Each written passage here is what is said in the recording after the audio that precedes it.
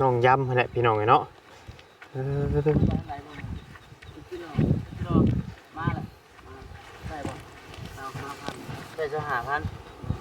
สบายดีเด้อเลยนี่ไม้ให้เนี่ยมาแต่คุดจิโร่ได้1,500เหมือนกันมาแต่คุดจิโร่โดยขายเรียบร้อยขายละโอ้ยำนี่คือขยันใช่ว่าผ้าพื้นผ้ายังย่างดีบานไปคุดจิโร่แล้วเบรกมานำบ่อนโดย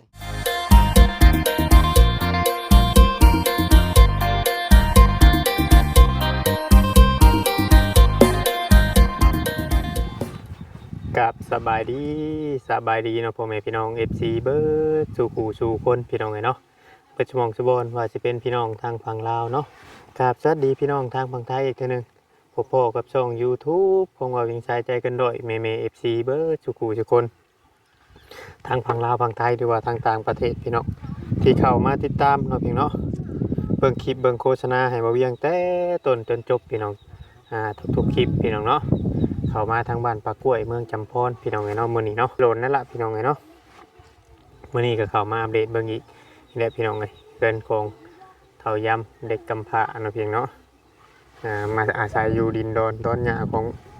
เขาเจ้าเนี่ยพี่น้องเนาะโอ้ยหลุดเป็นอีหยังอีกเด้อมันสายน้ำมันขาดพี่น้องไงเนาะสายน้ำมันขาดแล้วเดี๋ยวพอจังหวะนั้นน่ะงานเขาอีกแล้วแต่ว่ามาหลายคน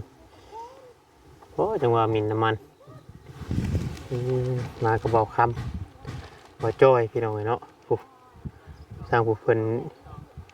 วาสิมาเบิ่งดินเบิ่งโดนหรือว่ามาชื่อดินให้ทางนั้นครอบครัวเขาเบาทรงเนาะแต่ว่าเพิ่นบ่อยู่มามื้อนี้เลยเข้ามาพี่ปันพี่น้องมาทางเฮือนของเบาย่ำน้องยำแหละพี่น้องเนาะ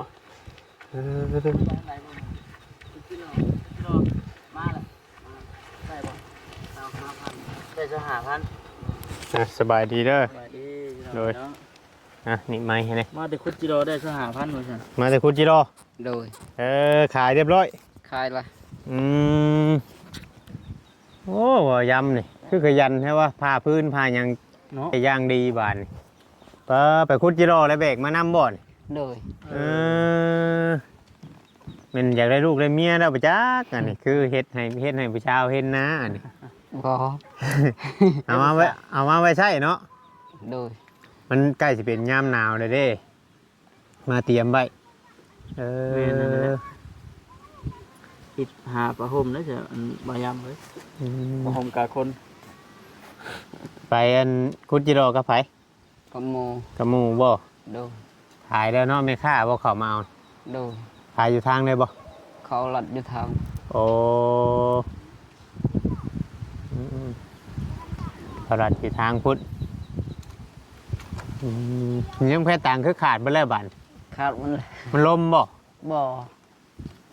มันเป็นไรใช่อยู่ก็มันขาด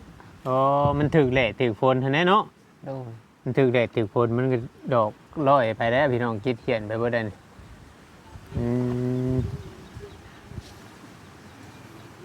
เข้าไปทางไหนกันเบิดน้ำบ้านนี่คือเงียบแท้เกี่ยวเข่าบ่ช่วงโดน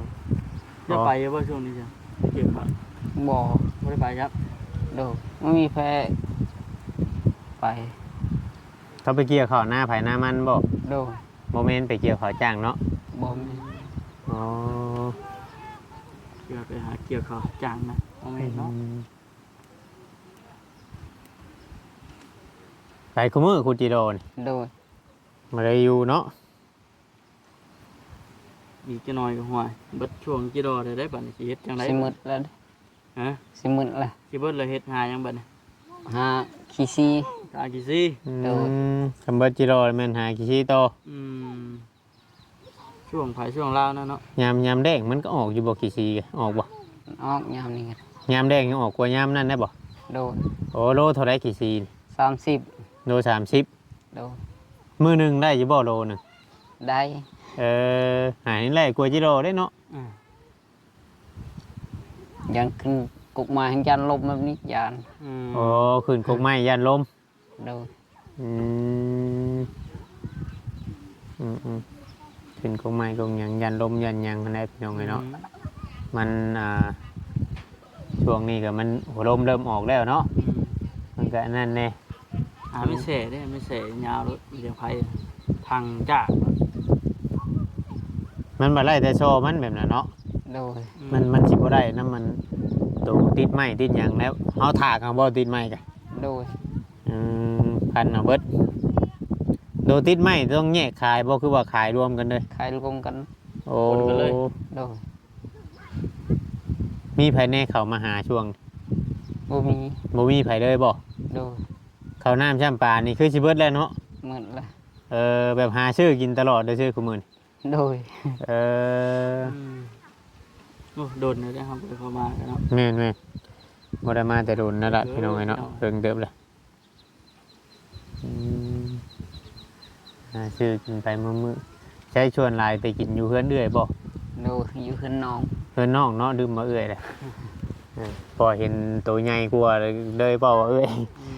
น้องเพิ่นสีอ้วนนะพี่น้องเขาเจ้าก็เป็นครอบครัวเขาเจ้าเนาะก็กินแน่หามาได้ก็นั่งเทื่อได้เงินได้หยังก็ให้เขานำอยู่ป่ะ โดย เขาเจ้าไปใช้แต่เครื่องเงียบเตือนเขาเจ้า ออกน้ ออกนะ ำโดย หน้าไผ นาลาว หน้าผัวเราบ่ โดย โมเมนต์นากับมูลชุมเจ้านี่โมเมนต์ บ่ บ่ แม่น เออ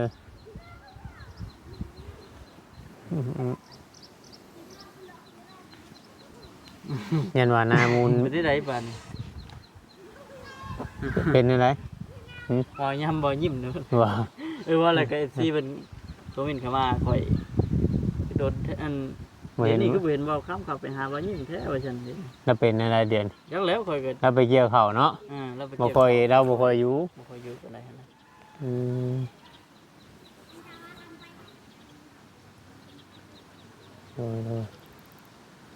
เฮือนหลังนี่เพิ่นเฮ็ดห้องน้ำอยู่นี่เนาะได้ห้องน้ำมีห้องน้ำแล้วมาวันนี้เราเฮือนหลังนี่ก็แต่เฮามาตะกี้ยังเป็นเฮือนห้างอยู่วันนี้เรามาเฮ็ดเฮือนอยู่นี่ทาสีเรียบร้อยห้องน้ำเรียบร้อย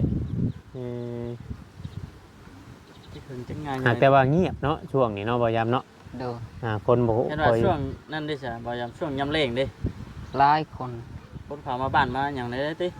โดยอันนี้เขาอยู่นาบุญ แต่ได้จะบ่เสนนำมาซื้อดินให้เมนูหามื้ออยู่เบื้องใด อยู่เมืองน่ะ อยู่เบื้องพุ่นบ่ โดย โอ้เมนูหาก็ได้ที่ดินแล้วพี่น้องอะเนาะยังเหลือแต่บ่ย้ำเพิ่นนี่แหละพี่น้องอะเนาะยังบ่ได้ที่ดินยังอยู่ดินเขาเจ้าอยู่ เขาเจ้าก็บ่ได้ว่าหยังเด้อบ่ยัง บ่ จากที่ผ่านมา15 มื้อเด้ จากที่ บ่ได้ ผ่าน ว่า มา เลย 15 มื้อก็แม่นบ่ได้เว้าเลย โดย บ่ได้มาใกล้เลย โดย เพราะว่าตามที่เฮาสังเกตเบิ่งนี่ในหมู่บ้านอันนี้เนาะเพียงเนาะเรียกว่าถ้าว่ามีผู้มาถามเรื่องดินเรื่องหยังนี่เฮ้ยยังเว้าราคา แม่น ยับขึ้นเด้อเนาะ โดย คำว่ามีแต่ชุมเจ้าชื่อกันเองนี่ บ่แพง บ่แพงเนาะ โดย คำว่ามีคนมาถามมาหยังนี่เขาหูว่าเฮาสิมาชื่อให้นี่แฮงเว้าแพงพี่น้องเนาะ ยังยืนขึ้นไปอีก แม่ เนาะ น โดย ตามที่ว่าเฮาฮู้จักอันมานี่ แม่น เว้าย้ำเว้าตะกี้ว่าน้ำชัยจะเว้าล้านหนึ่งสองล้านบ่อยู่จ้ะ โดยก็จะขาย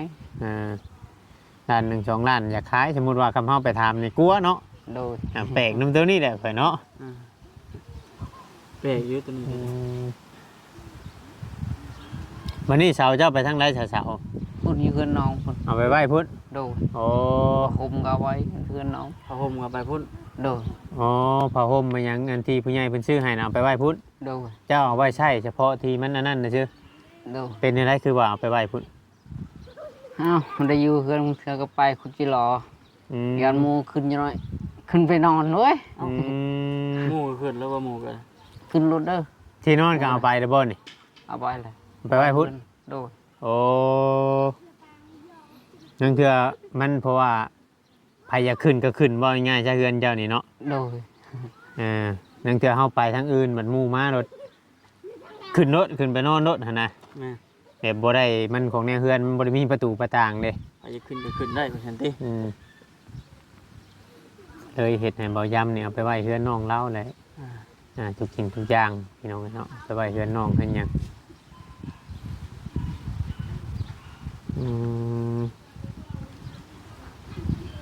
กินยังได้ยังกินเที่ยงมัน ยังไม่ได้กิน กิโลขายเบิด ขายหมดเลย กินหยังใช่แต่ละมื้อเอาสมมุติว่าเฮาไปหาคุณจิโร่มาแล้วเฮาขายเนี่ยเฮากินหยัง กินยังมัน กินมี กิน เอ มี โด อย ไปอัน ช่วงห่อก็มากินดิ โดย เออ หาจิโร่นี่บ่อยากบ่กินเรื่อยแล้วบ่อยากบ่เพื่อนเนี่ย บ่อยาก บ่คือยาก โดย หาเงินพอหาไล่ได้มาขายเป็นเงินน่ะไปซื้อมีชื่อใครชื่อหยังกิน โดย อืมอืมอืมอืมเพราะว่าจิโร่บางเทื่อบางทีบัดบางเทื่อเฮาหามาเฮาบ่ได้ขายเฮาขั่วกินเองบัดมันได้บ่คือยากเนาะ กินเรื่อยกินเรื่อง กินเรื่อย เนาะ มันบิดช่วงหน้าฝนหน้าฝนแน่น้ำในจะไปอาบอยู่ใช่บัดนี้บ่อยาก อยู่หนอง อาบน้ำนอง ก่อนโดย โอ้แต่น้ำกินได้สบัด น้ำกินมัน บ่นไปตั้งนะ โดย ยังบ่ได้บกบ่ บ่ โอ้เขาเจ้าไปกินน้ำสางพี่น้องเนาะที่ว่าย ากเนาะ แม่น เรื่องน้ำกินน้ำใส่เราก็ได้ ว่านั่นแหละพี่น้องเนาะมันอยู่ในหมู่บ้านนี่บัดน้ำตัวนั้นน่ะคำไผใช้น่ะต้องได้เสียเงินบ่ โดย โอ้เพราะว่ามันสิมีน้ำปั๊มน้ำหรือว่าน้ำบาลานซ์รวมแหละเพิ่นมีใดมีหยังแหละถ้าว่าไผใช้น่ะต้องได้เสียเงินเพราะว่าเพิ่นต้องใช้ไฟเนาะต้องหาเงินเสียนํกัน เก็บเงินแหละเนาะ โดยเทื่อ10,000กว่า คือ10,000 เดือนหนึงบ่ โดย เดือน10,000ก็พอเสียอยู่ได้เนาะ คำว่าเดือนหนึงบ่ง่ายๆว่าใช้น้ำหยังก็ใช้นะเนาะ โดย มันบ่บางคนบ่คิดว่าบ่จำเป็นมันหยังแหละใช้น้ำหยังก็ใช้ไป เป็นไปฉันเนาะ แล้วคิดว่าสิไปทางใดต่อมื้อนี้ ไม่ได้ไปใช้มึงไงหาจะหลอกอะไรไว้สินอน ไปฉะนั้นเว้นพักผ่อนก่อน โดยตอนแรกนี่ว่าสิไปขุด ตอนแรงพุ่นสิบายไปนะ คูดโฮมไว้บ่ตอนแดง โดย อ๋อตอนแรกนี่ไปคูดโฮมไว้แหละมื้ออื่นนี่ไปคูดเติมอีก โดย เออ 25,000เนี่ยได้จักโตก่อน 80 80โต 80ปลาย โอ้ อืม จิโร่ไข่เชื่อมยามนี่เนาะห่วยมัน มันซ่อนกันนะบ่ โดย โอ้ หอนยามนี่ซองกันสิตายแหละ เริ่มจากอันนั้นเลยแล้วก็ถ้าเป็นตัวผู้นี่บ่อยากแซ่บเลยแล้วจิโรนี่เนาะ ข้าวบ่ มันอยากเผาได้ยามเพราะว่ามันนั่นได้พี่น้องมันละอะไรเดือน12เลย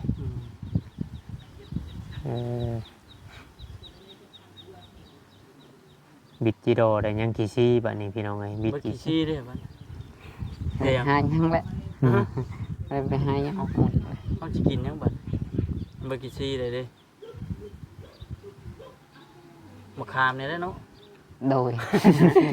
นี่แหละ ขึ้นกุ๊กขามเนี่ยได้ขายมะขามกระดกซ้ำนะพี่น้อง พากันอยู่แบบมันบึ้นเนาะสมมุติว่ายามแดงยามหยังบ่มีแนวเฮ็ดแนวหยังอันนั้นนี่เฮาสิมันรอดมันอยู่กลุ่มมาอยู่รอดบ่ยาม บ่รอดแล้ว เห็นว่าซอกเวียกเฮ็ดบัดจักสิซอกอยู่แสนเนาะเท่านี้มันไกลเนาะ แม่นไหม มันไกลอันแถวนอกเด้อพี่น้องเอ้ย บาอันชุ่มมันน้องๆมันยังน้องเจ้านั้นชุ่มเพิ่นไล่เขาไล่น้ำลายอยู่บ่ บ่ ฮอดบ่10ศพ บ่ฮอด บ่ฮอด โดย บ่ง่ายว่าบัดนี้ได้พากันหาเฮ็ดได้เล็กๆน้อยๆแหละ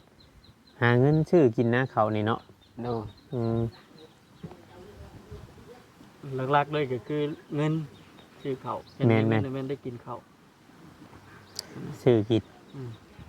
เพราะว่ามันบ่มีนะพี่เนาะมันบ่ได้มีหยังเบียกเฮ็ดได้แถวนี้ บ่คืนว่าให้หน้าตากาก็เฮ็ดก็พอได้แต่ซ้ำนั้นเนาะ แม่ 4 สอบ 5 สอบอันเรื่องกุ้มนี่มันบ่กุ้มอยู่แล้วพี่น้อง พื่อฮอดโอ้ยฮอดยามดำเลยว่ารอถ่ายอีก เราทายอีกทางนี้นะบ่ได้แม่นของง่าย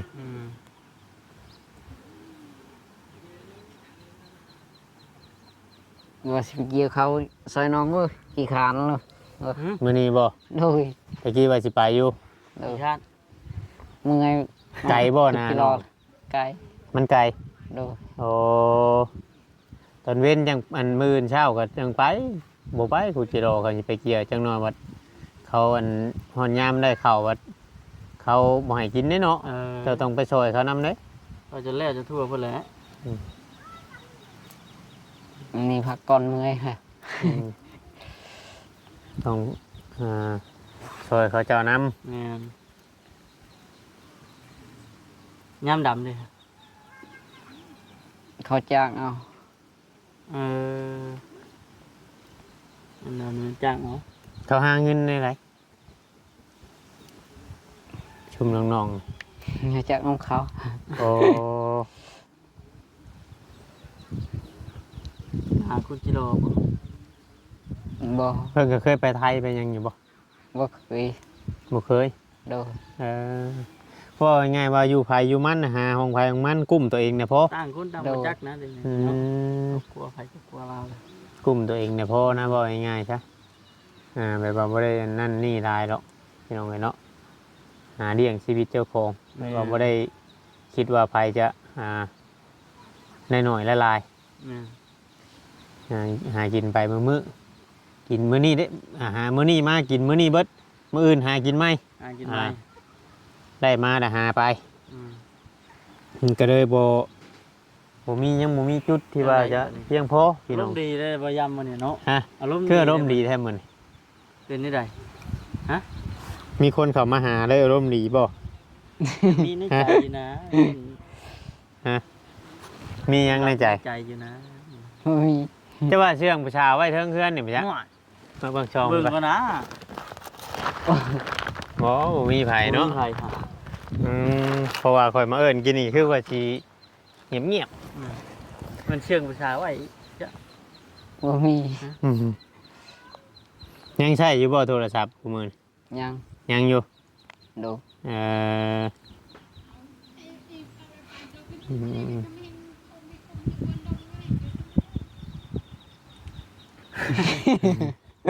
อีหยัง จักก่อย ฮะ เอ อารมณ์ดีเนาะ เนาะช่วงนี้ผู้สาวหยอกว่าจักบ่ผู้สาวบ่ได้หยอกบ่ บ่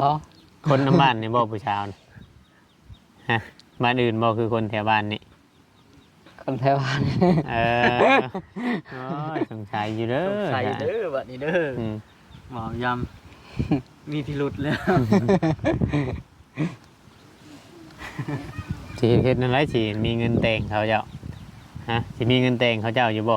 คุณกิโลเลย คือว่าบ้านเดียวกัน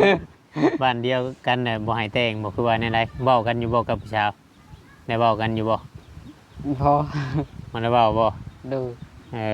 อ โอ้ยบ่ยำเราคุณกิโลเก่งอยู่แล้วเนาะบ่ย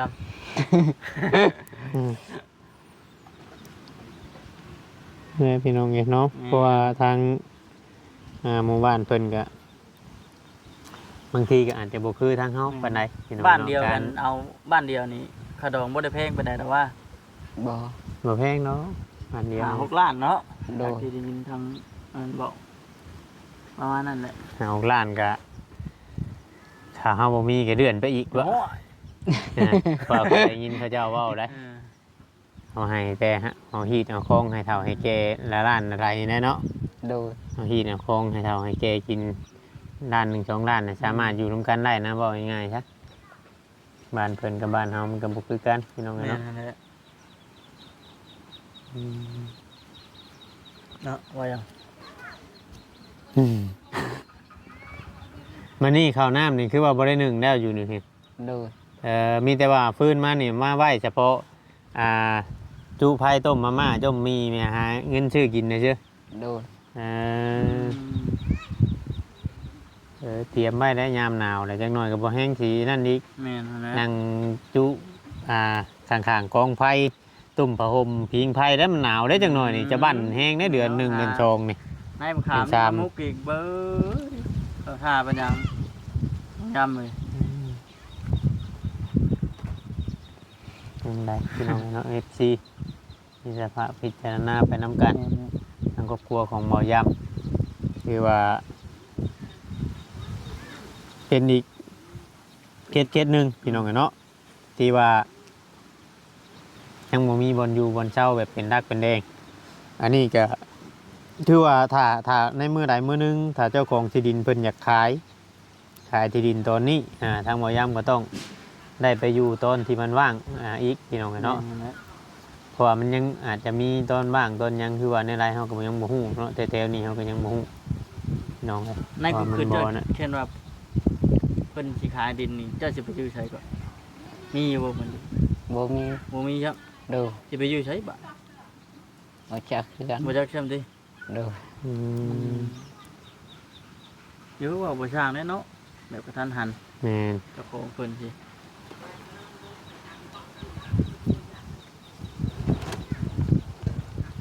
มันบอกว่าได้เนาะเป็นอะไรคือยิ้มตลอดแท้มื้อนี้ฮะ ฮะคือยิ้มตลอดด้วยฟันยังอยู่บ่เมื่อคืนนี่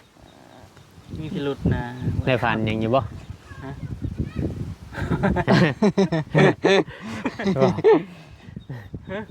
อะไรบ่ยัง เนาะบ่ง่ายๆว่าบางที่เราอาจจะเห็น